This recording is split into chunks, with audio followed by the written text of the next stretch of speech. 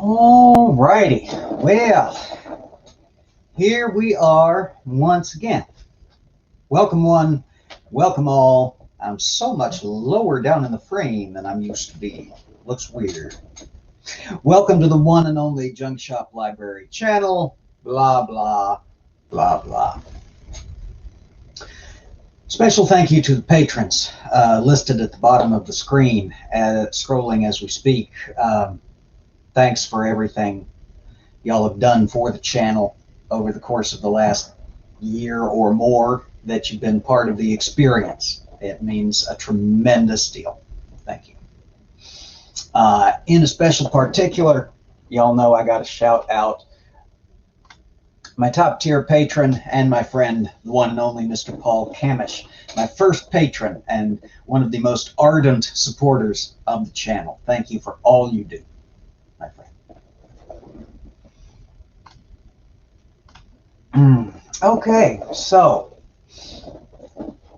it does what it says on the tin. I'm here to talk with no punches pulled and no agenda in mind about my experience today of getting a COVID test and the whys and wherefores. The why is fairly straightforward. I suspect that I may have the COVID. I have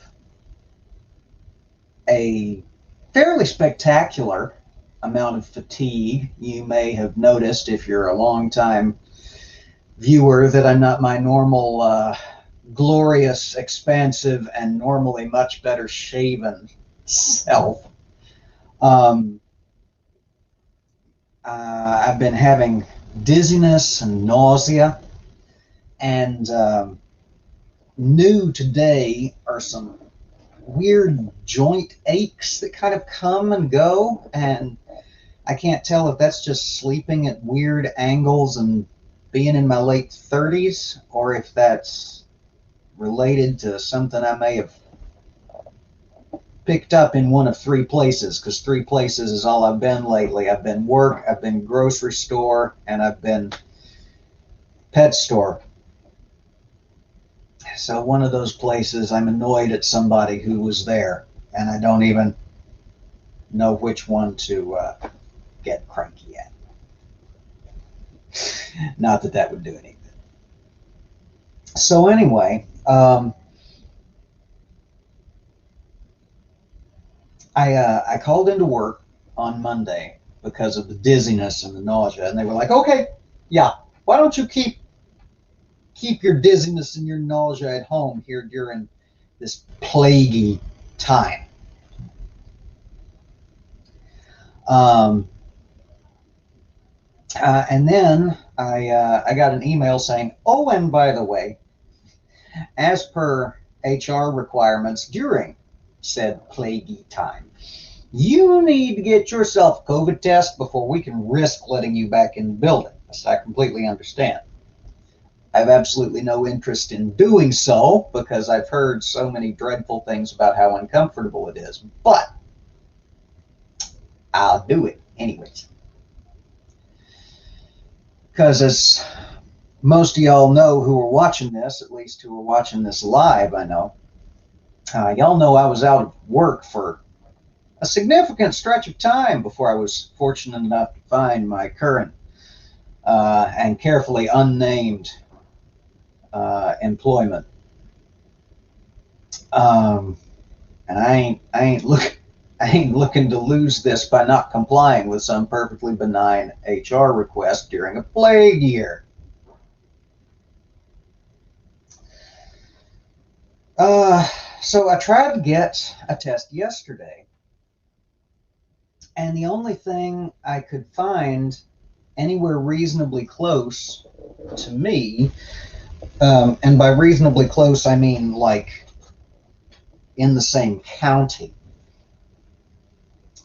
was to go to a certain hospital and get tested there. They were doing walk-ins by appointment, whatever that means. And I made an appointment and then thought about it for a whole about 15 minutes and then realized that what I had just signed up to do was to voluntarily walk into a hospital in a notoriously plaguey, spiking area in a notoriously plaguey, spiking country during a plague year. Yeah, having an appointment is not a walk-in. That's what they were calling it. It was walk-in by appointment. I was like, I do not think it means what you think it means.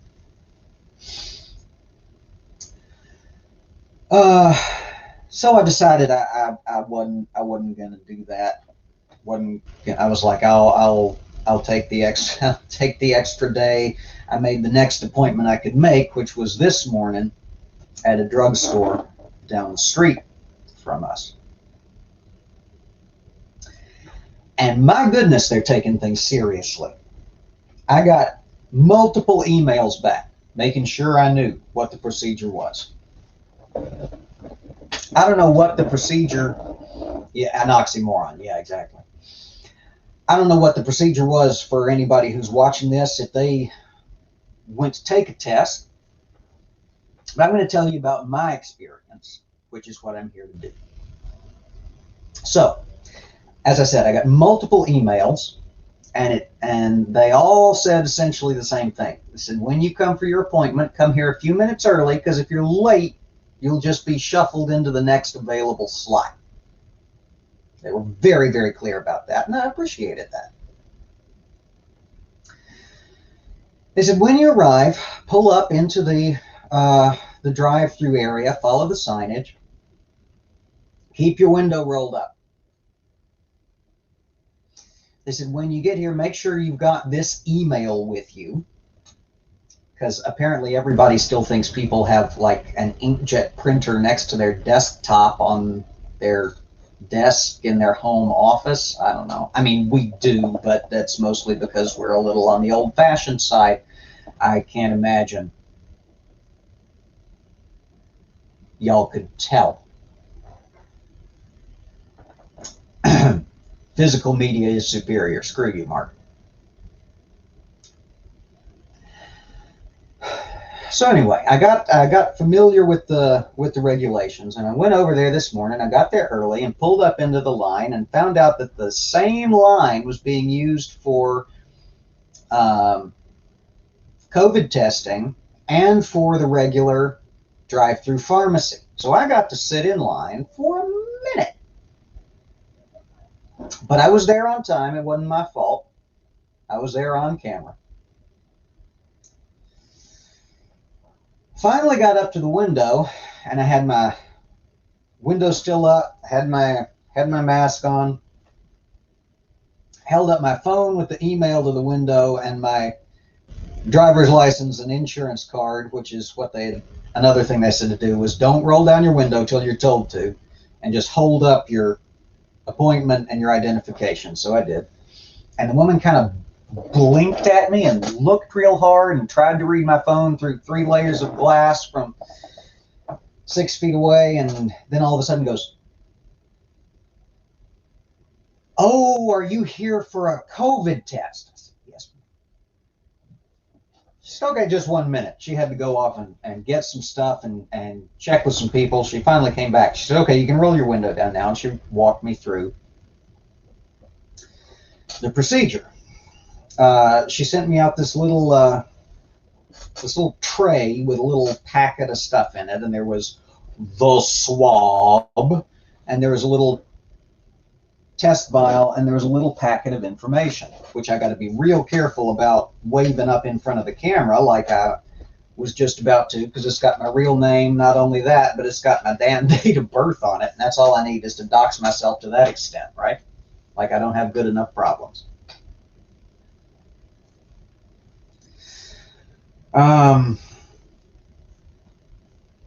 So anyway,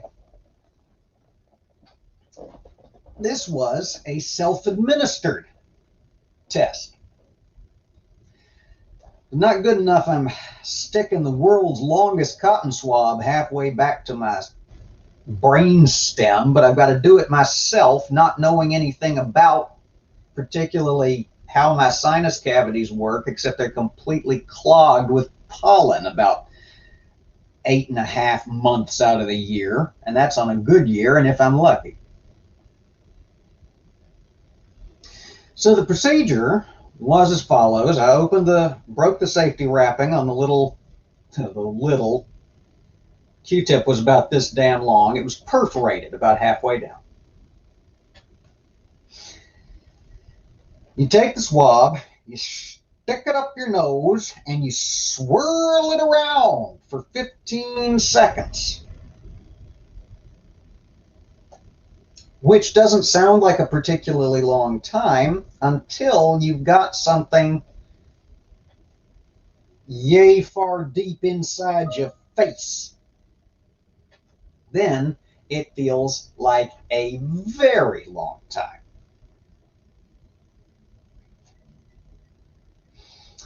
Very good point being raised in the chat with some of us, the way our allergy symptoms normally go, we could have COVID for a month before we realize it. Well, exactly.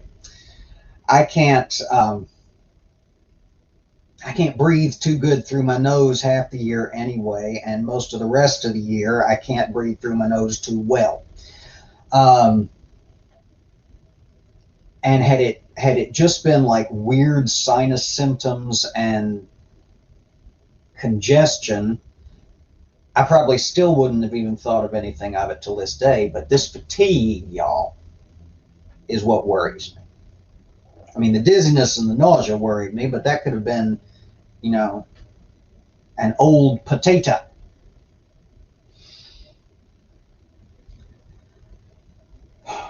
I've got friends who have the very helpfully and inventively named chronic fatigue syndrome. And I do my best, I have done my best to sympathize with them, but it is not the sort of thing with which, with my imagination, I've been able to empathize. They say it feels kind of like some grades of depression where you're just tired all the time. And I was like, okay, I deal with chronic depression. I have since I was 16. I know that. I know how that goes. Not quite. This is a different breed of, I have to stop a third of the way down the stairs to sort of recuperate and re-up myself to make it the rest of the way down. Rearranging and sitting up further in my chair takes like a concerted effort. Which is really what worries me, because they say it only gets worse, and it's one of the key symptoms. Which really has me worried.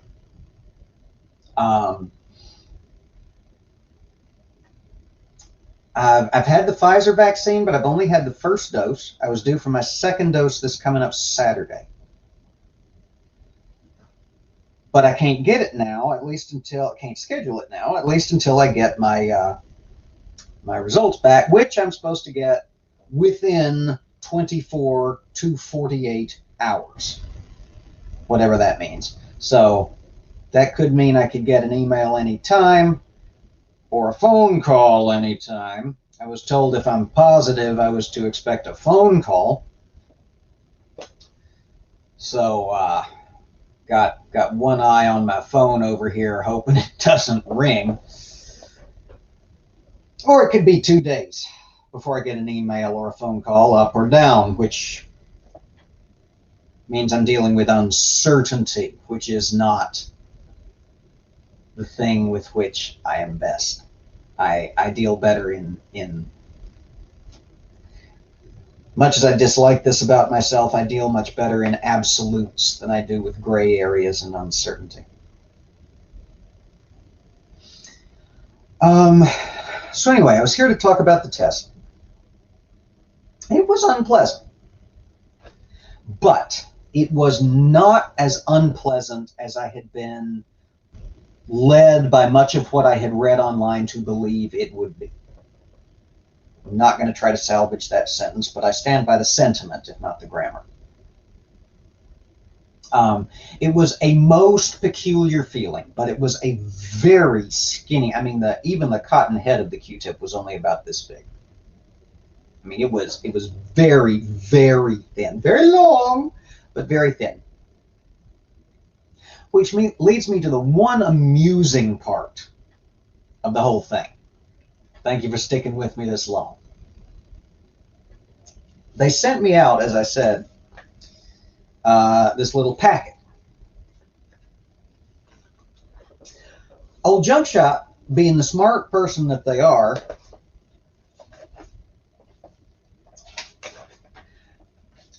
took a glance at it, happened to glance at the wrong side, saw fact sheet for patients and some basic like Q&A stuff, and thought, okay, well, I'm on enough prescriptions and I've taken enough prescription medications over the years. This is probably 3 pages worth of weird side effects that 1% of 1% of 1% of participants in some clinical trial in California in 1998 experienced. And I mean, look at the rest of it. I took my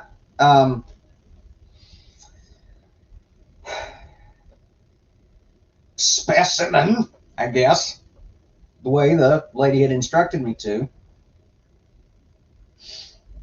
And then I broke the little stick on the perforation and got the little tubey thing open and put my Q-tip inside and screwed it back up and put it in the tray and put the tray back in the thing, put the thing back in the window. It wasn't until I got back here later this morning and started just kind of idly flipping through this packet to see why in the world I had 2, 3, 4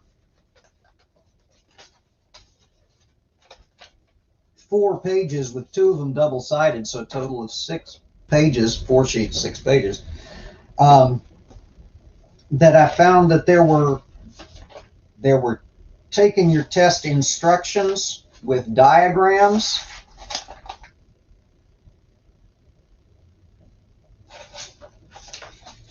I felt smart, let me tell you.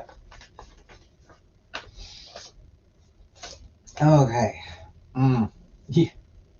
Yes, let's hope for no disturbing results.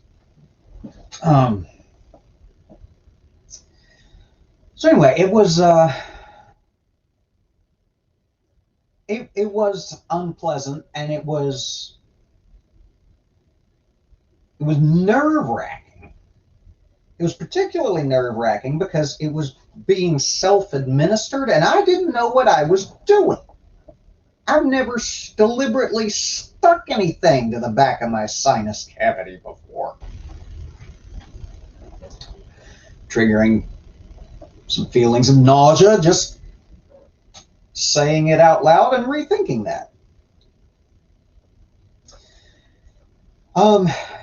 Anyway, the most that came of it was a truly massive sneeze thankfully, immediately after I retrieved the swab, which is to be expected. Sneeze is your body telling you there's something in here that ain't supposed to be. But all in all, it wasn't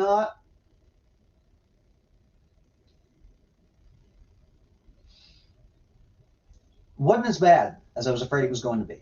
It was not pleasant, but if it's a matter of knowing whether or not I've got this damn thing, I'll go do it again right now. I mean, not right now, because it's going to take me a couple of minutes to rev up the gas to get up out of this chair and walk down the stairs. But the point stands.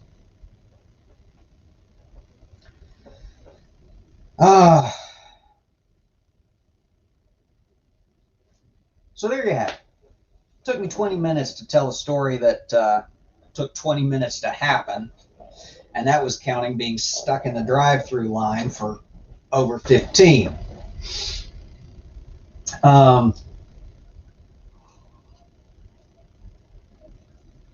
Anybody who's watched this and stuck with it after the fact, if you got any questions about the experience, leave them in the comments below. I'll answer them honestly to the best of my ability.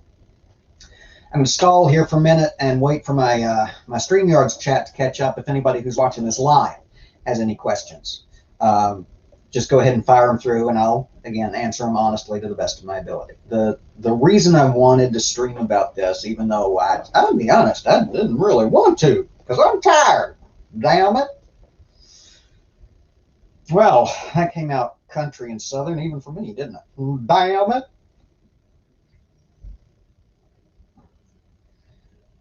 The reason I wanted to stream about this was that it was so much less unpleasant and so much less of a hassle than I had heard.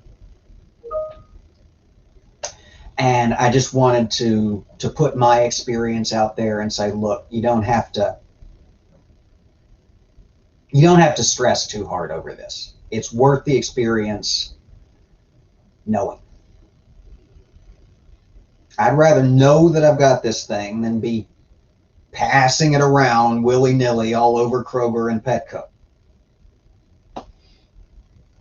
Ideally, I'd rather know that I don't have it and that I've just got, you know, a really bad sinus infection or some such, and can, you know, just pop a couple of antibiotics when they prescribe them to me and go back to work. But if I've got it, I want to know. If there's a wasp in the room, I want to be able to see it, as C.S. Lewis said. Yes, Junkshop just quoted C.S. Lewis. Make of that what you will. I think that's me wrapping at this point. I've been blathering on for almost half an hour. I'm sort of idly toying with the idea of doing a mental health stream this evening, but I think somebody else in the community is streaming this evening, and I'll have to check schedules and make sure I'm not overlapping somebody who's already previously scheduled. Achoo. Yes, that was pretty much the experience. It boiled down to, what the? Achoo. And it was over. I've had much more painful experiences under much more painful experiences under much less dire circumstances. So if you're in circumstances where it's recommended that you get, I mean, don't go get it just for shits and giggles, but if you're in circumstances where it's recommended by the medical community that you go get it, just go get it. It's really no big deal. It's a weird, really odd feeling, especially to inflict upon oneself. But what can you do? We live in really odd times. I want to thank everybody for being here. I want to thank anybody who doesn't normally watch the weirdness here on the channel for watching, especially if you've stuck with it all the way through to this point. Not even any pretense at organization or planning here, just me rambling on. View time acquired. Thank you. God, I'm so tired. And like I said, that's really what worries me.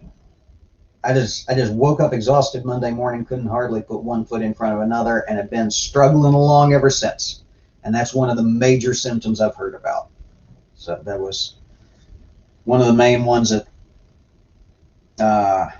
Bub and most everybody else in the circles in which I run who have come down with it have complained the most of, is the fatigue.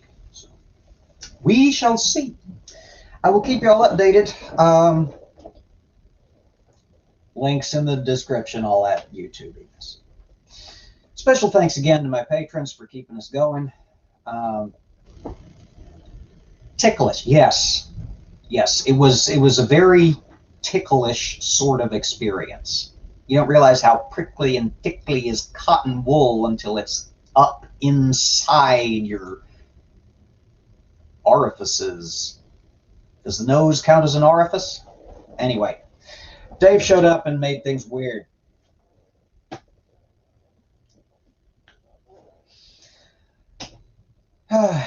Thank y'all for coming. Take care. Be safe. Stand against hate. And we will see y'all again soon.